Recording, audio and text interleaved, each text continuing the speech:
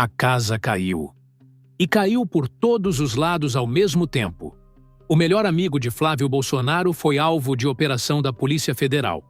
Celulares apreendidos, documentos recolhidos, o rastro das investigações apontando direto para o senador. E, como se não bastasse, o ministro do STF, que o próprio pai de Flávio indicou para o tribunal, foi quem desmontou publicamente a narrativa que Flávio usou para tentar pavimentar o caminho para 2026. Isso não está acontecendo em momentos separados. Está acontecendo tudo junto, ao mesmo tempo e sem rede de proteção. Mas para entender o tamanho real do que está em movimento, você precisa conhecer um personagem que a grande mídia decidiu não colocar no centro da história. Porque enquanto os grandes portais direcionavam os holofotes para outro lado, o esquema que ligava Flávio Bolsonaro ao maior roubo dos aposentados brasileiros estava sendo desmontado peça por peça. Fica aqui, porque o que vem agora muda completamente a forma como você enxerga esse caso. Se você ainda não está inscrito no canal, aproveita esse momento, mas só se você realmente gostar do que eu faço aqui. Agora vamos continuar. O nome dele é Willer Tomás, e se você nunca ouviu falar, não é por acaso. Willer Tomás é advogado. É descrito por quem acompanha Brasília há anos como o melhor amigo de Flávio Bolsonaro. Os dois viajaram juntos no fim do ano passado para os Estados Unidos. Numa dessas viagens, Willer sacou $285 mil em espécie. Os dois foram a um cassino. O dinheiro foi torrado durante a noite. Na época, ninguém sabia exatamente de onde vinha aquela fortuna. Hoje, a Polícia Federal tem uma resposta para isso. Segundo as investigações, Willer Tomás era administrador de diversas empresas pertencentes ao homem que ficou conhecido como o Careca do INSS, o operador central do esquema de desvio de recursos públicos que sangrou bilhões de reais da Previdência Social brasileira, cobrando taxas mensais que milhões de beneficiários sequer sabiam que existiam. Empresas abertas especificamente para lavagem de ativos. Empresas com diretores de fachada, patrimônio oculto e movimentação financeira que a investigação financeira da PF está agora rastreando. E Willer Tomás, o amigo íntimo de Flávio Bolsonaro, no centro dessa estrutura. A operação da PF foi direta. Busca e apreensão, celulares recolhidos, documentos financeiros levados. O alvo principal era Willer, e o rastro leva a Flávio. E aqui, muita gente vai fazer a mesma pergunta. Se o rastro leva a Flávio, por que a PF não foi direto atrás dele? A resposta é jurídica. Como senador da República, Flávio Bolsonaro tem foro privilegiado. Ele só pode ser investigado e julgado pelo STF, não pela primeira instância. Isso significa que qualquer investigação direta sobre ele depende de autorização e condução pelo próprio tribunal. O processo é mais lento, mais protegido e mais difícil de avançar do que seria para um cidadão comum. É exatamente por isso que chegar primeiro nos operadores ao redor dele, como Willer Tomás, não é desvio de rota. É o caminho obrigatório. Você constrói o cerco pela periferia antes de fechar no centro. E os celulares de Willer Tomás são a chave para esse próximo passo. Só que tem um detalhe que transforma isso de coincidência em padrão. E esse detalhe é onde a história começa a ficar realmente grave. Uma coisa rápida, antes de continuar. Enquanto você assiste a esse vídeo, tem pessoas que já estão com uma visão completa disso tudo. Cada escândalo, cada número, cada prova. Se você quer ter essa mesma vantagem, dá uma olhada no que eu deixei para você na descrição desse vídeo e também no primeiro comentário fixado. Agora sim, vamos em frente. Para entender a conexão, você precisa conhecer uma sequência de fatos que, juntos, formam um quadro difícil de ignorar. Willer Tomás não era apenas o amigo de viagem de Flávio Bolsonaro. Foi ele quem indicou a administradora financeira do escritório de advocacia do senador. Isso está documentado numa reportagem da agência pública, publicada em 2022, portanto, não é especulação de agora. A mulher se chama Letícia Reis. Ela mesma confirmou ter entrado no escritório por indicação de Wheeler. Esse escritório de advocacia de Flávio emitiu notas fiscais para uma empresa ligada ao esquema do Careca do INSS. Notas no valor de R$500 mil cada. Dinheiro que, segundo as apurações, tinha origem no desvio de recursos previdenciários. Verba arrancada mês a mês do orçamento de aposentados brasileiros. Mas não para aí. Letícia Reis tem um irmão. Ele se chama Alexandre Caetano Reis. E Alexandre Caetano Reis é sócio do Careca do INSS num paraíso fiscal no exterior, exatamente onde, segundo a Polícia Federal, os ativos roubados dos aposentados eram lavados e o patrimônio ilícito era ocultado longe do alcance das autoridades brasileiras. Pense bem no que isso significa. O melhor amigo de Flávio indicou a administradora financeira do escritório do senador. Essa administradora é irmã do sócio do principal operador do esquema. O escritório recebeu dinheiro ligado a esse mesmo esquema. E Flávio viajou e gastou em cassino com o mesmo homem que administrava as empresas de fachada usadas na lavagem de ativos. Isso não é uma linha. Isso é uma teia, com múltiplos nós. E cada nó tem nome, endereço e movimentação financeira documentada. E a Polícia Federal agora tem os celulares de Wheeler Tomás. O que isso significa na prática?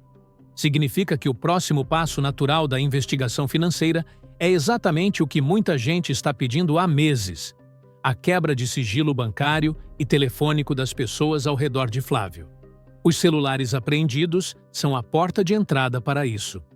Se as comunicações entre Wheeler e Flávio estiverem nesses aparelhos, e há razões investigativas para acreditar que estão, a quebra de sigilo vira consequência, não pedido. O cerco não foi construído em torno de Flávio por acaso. Foi construído assim porque é a única forma juridicamente possível de chegar até ele. Coincidência? Difícil chamar isso de coincidência. E é exatamente nesse momento que o STF entra em cena, de um jeito que Flávio Bolsonaro definitivamente não esperava. Cerca de 2 semanas antes da operação da PF, Flávio Bolsonaro foi a uma reunião com diplomatas estrangeiros. E lá, na frente de embaixadores de vários países, resolveu repetir exatamente o roteiro que o pai usou 4 anos antes: atacar as urnas eletrônicas, disseminar dúvidas sobre o sistema eleitoral e sugerir que as eleições no Brasil podem ser fraudadas. A narrativa era velha conhecida. O que ninguém esperava era de onde viria a resposta. O ministro Cássio Nunes Marques, indicado ao STF pelo próprio Jair Bolsonaro, portanto alguém que a família tratava como aliado dentro do tribunal, decidiu agir. E a resposta não foi nos bastidores. Foi ao vivo, na frente de câmeras, sem deixar margem para a interpretação. Cássio convocou uma demonstração aberta da urna eletrônica. Abriu o equipamento. Mostrou cada componente. Explicou cada camada de segurança. Demonstrou que a urna não tem Bluetooth, não tem Wi-Fi, não tem conexão com a internet. 25 camadas de criptografia. Cada urna com um código diferente da outra, o que tornaria qualquer tentativa de manipulação em massa tecnicamente inviável. E sabe o que é mais revelador? Flávio havia dito publicamente que uma empresa que forneceu tecnologia para as urnas da Venezuela também forneceu para o Brasil. Era falso. O próprio Flávio, em determinado momento, admitiu que pode ter falado errado. Mas o estrago já estava feito. E Cássio completou com uma frase que soou como recado direto: urna eletrônica é patrimônio da democracia. Respira um segundo com isso. Um ministro indicado pelo pai de Flávio Bolsonaro abriu a urna ao vivo, desmontou a mentira do filho e ainda declarou que quem ataca as urnas está atacando a democracia. Isso não é só humilhação política. Isso é um sinal de que algo mudou no cálculo dentro do STF. Um sinal que tem nome, tem consequência e que se conecta diretamente ao que está acontecendo com a Polícia Federal ao mesmo tempo. Só um lembrete rápido. O presente que eu deixei para você na descrição desse vídeo E também no primeiro comentário fixado, complementa direto o que estamos vendo agora. Quem baixou já entendeu o porquê. Bom, seguindo. André Mendonça também foi indicado ao STF pela família Bolsonaro. Durante muito tempo, foi tratado pelo público como um escudo dentro do tribunal, alguém que poderia frear investigações ou proteger interesses políticos da família. Mas o que se observa agora é diferente e mais concreto do que parece.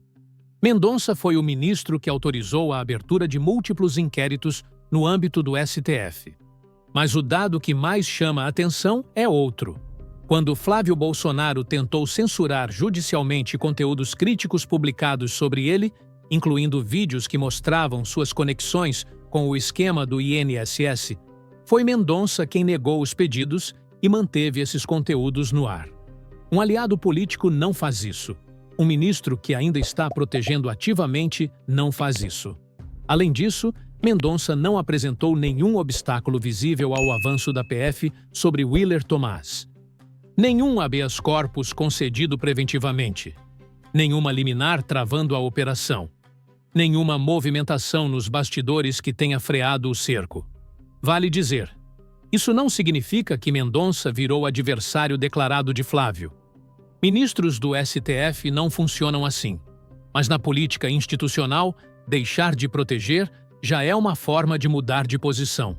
E quando você para de usar o cargo para blindar alguém que dependia da sua blindagem, o efeito prático é o mesmo que retirar o escudo. Há comentários em circulação de que o distanciamento tem motivação eleitoral, que ambos os ministros estariam recalibrando suas posições à medida que 2026 se aproxima. Isso ainda não está confirmado. Mas o momento não poderia ser mais revelador. Porque quando dois aliados históricos param de agir como aliados ao mesmo tempo, isso não parece desorganizado.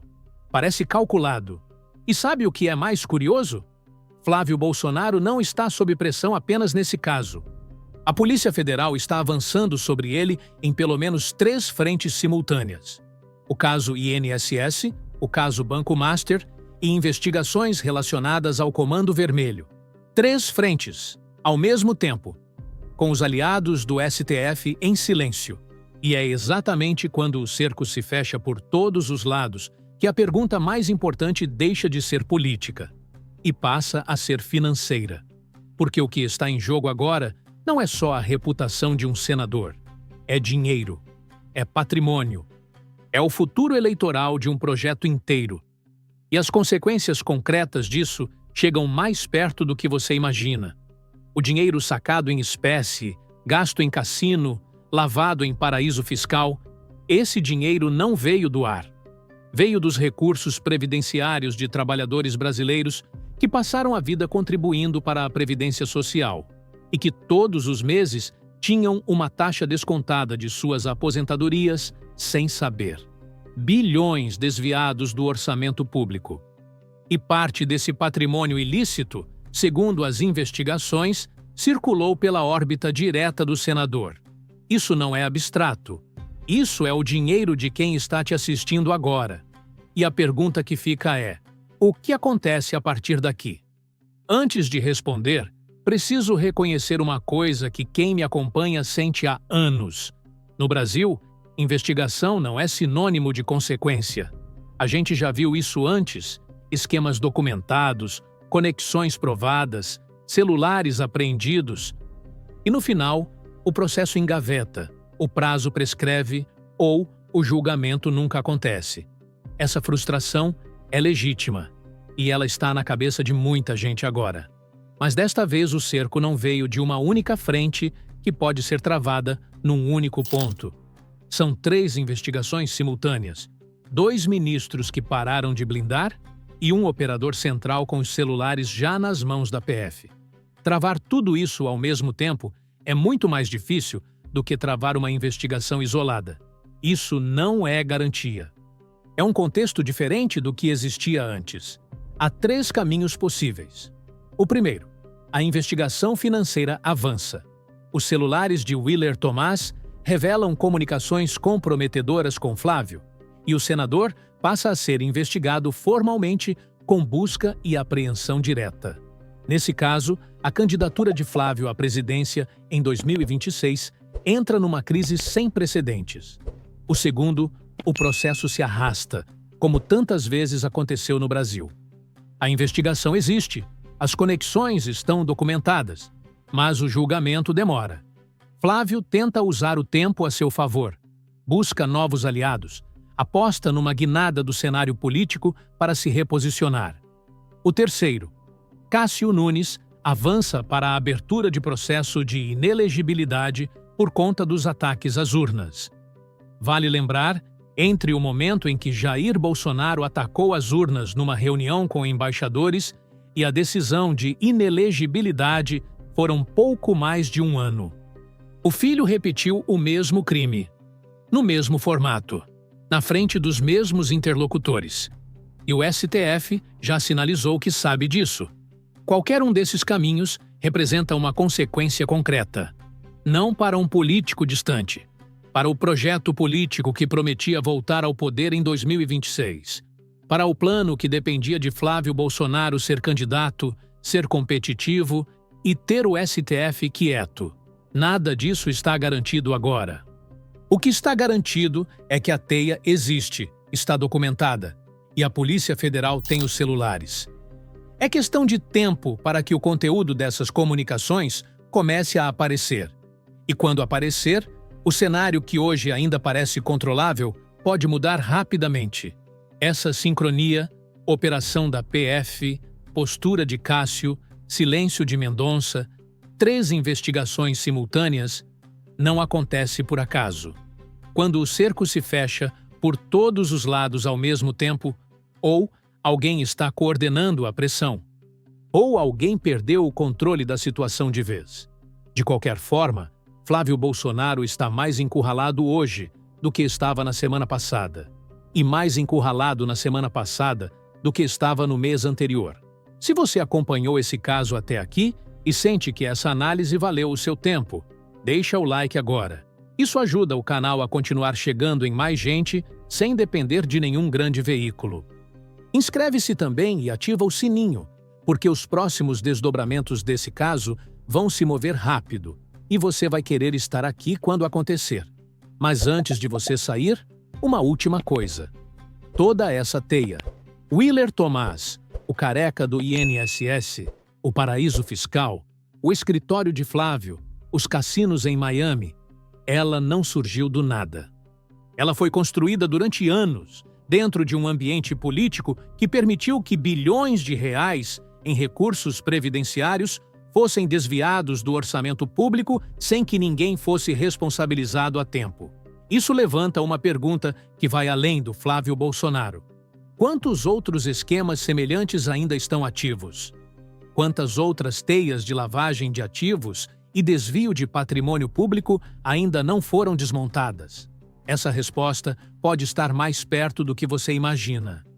E quando aparecer, você vai querer entender o contexto completo, para não cair em narrativa de nenhum lado. A história não acabou. O próximo capítulo já está se movendo. Para fechar, entender é importante.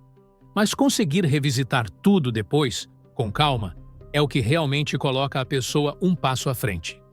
Eu deixei um presente na descrição e também no comentário fixado justamente para isso. Compartilha esse vídeo com quem precisa ver isso e nos vemos no próximo.